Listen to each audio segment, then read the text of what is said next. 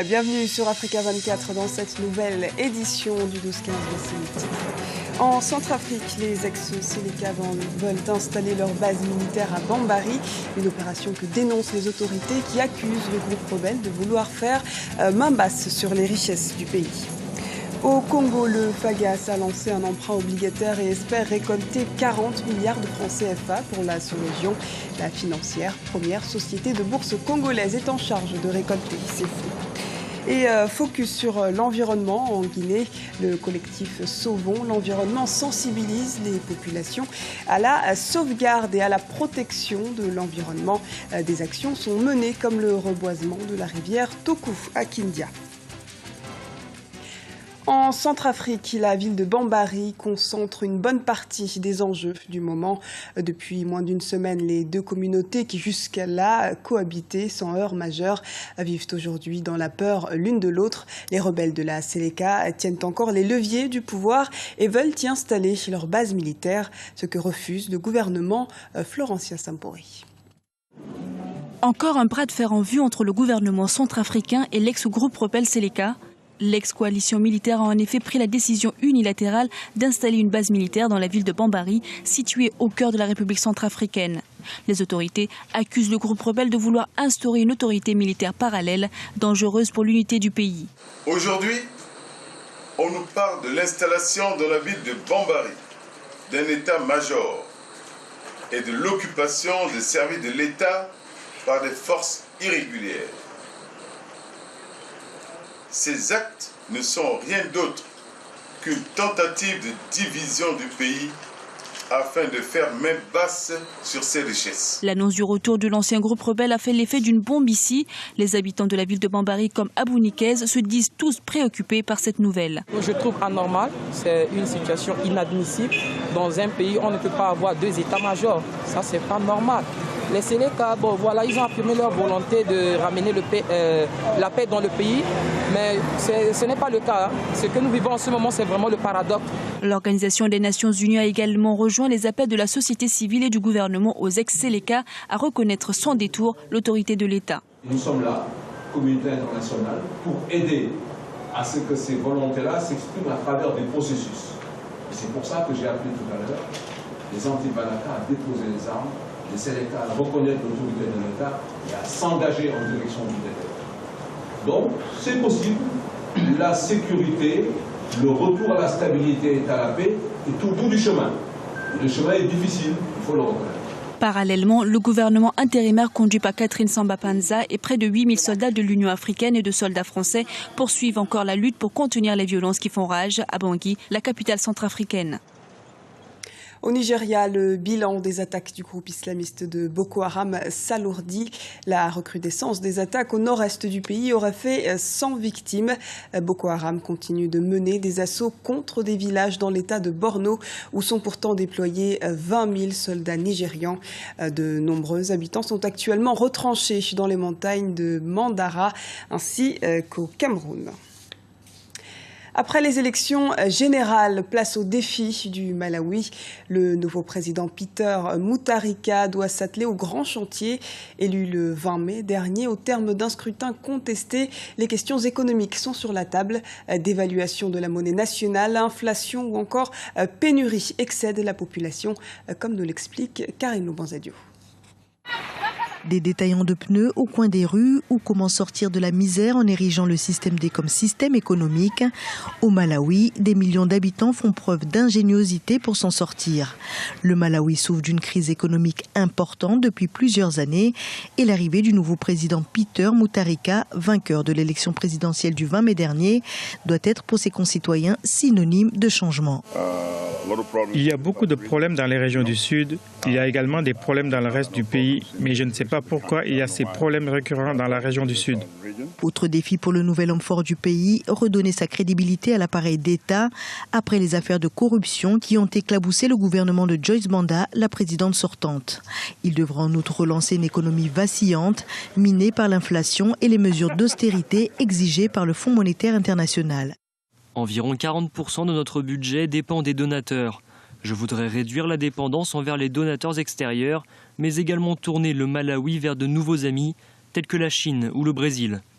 Au niveau politique, Peter Mutharika a promis qu'il n'y aurait pas de chasse aux sorcières, estimant nécessaire une réconciliation nationale pour que le pays puisse aller de l'avant. La présidente sortante semble de son avis. Joyce Banda, qui avait contesté dans un premier temps la validité du dépouillement, a lancé samedi 31 mai un appel au calme, appelant les Malawites à respecter le verdict des urnes. Les accords entre l'Union européenne et le Maroc remis en cause. Des tensions sont dernièrement apparues suite à l'adoption par l'UE d'actes délégués stipulant une hausse des prix d'accès des fruits et légumes marocains sur le marché communautaire. Le gouvernement marocain indique que cela constitue une réelle remise en cause des dispositions de l'accord agricole de 2012 qui vient à peine d'entrer en vigueur. Au Congo, le FAGAS, Fonds africain de garantie et de coopération économique, a lancé ce jeudi à Brazzaville un emprunt obligataire par appel public à l'épargne, montant à récolter 40 milliards de francs CFA sur une période d'1 mois. Il s'agit ici d'accompagner les opérateurs économiques de la zone CEMAC. Reportage de notre correspondant au Congo, Prince Bafolo.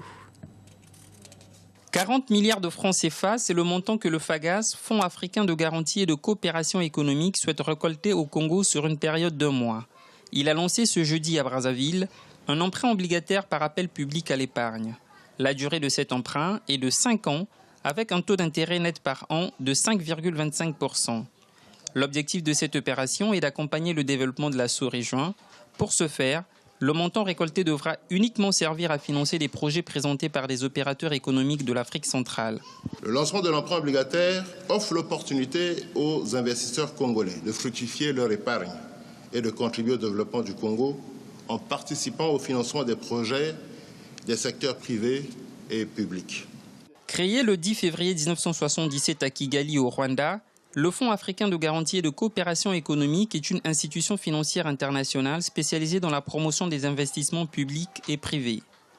Présent dans 14 pays et couvrant 4 zones monétaires, l'institution a un capital de 350 milliards de francs CFA. En lançant cette opération validée par la COSUMAF, la Commission de surveillance du marché financier d'Afrique centrale, le FAGAS veut avant tout accompagner l'opérateur économique dans ses initiatives. Quand je m'adresse aux banques, j'ai 2 problèmes. Le premier, c'est que les banques hésitent à prendre des risques. Donc, ils ont du mal à financer des projets innovants ou des PME. La deuxième chose, c'est le coût du financement.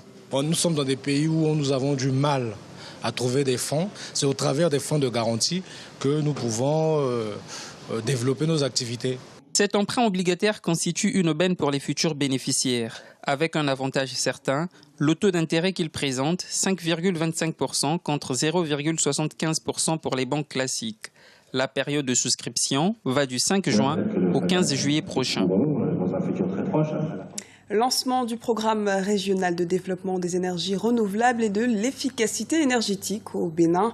Il a pour vocation de réduire à l'horizon 2017 le déficit énergétique des campus universitaires d'Abomey, Calavi, de Parakou et de Porto Novo. Ce programme prévoit par ailleurs le remplacement de lampadaires plus économiques permettant d'économiser environ 900 000 kW par an. En Guinée, la société civile se mobilise pour la préservation de l'environnement. L'ONG Sauvons l'environnement sensibilise ainsi l'opinion publique sur les méfaits de sa détérioration. Ce jeudi, une opération de reboisement de la rivière à Toku, à Kindia, a été organisée. Reportage de notre correspondant en Guinée, Mohamed Lamine Solano.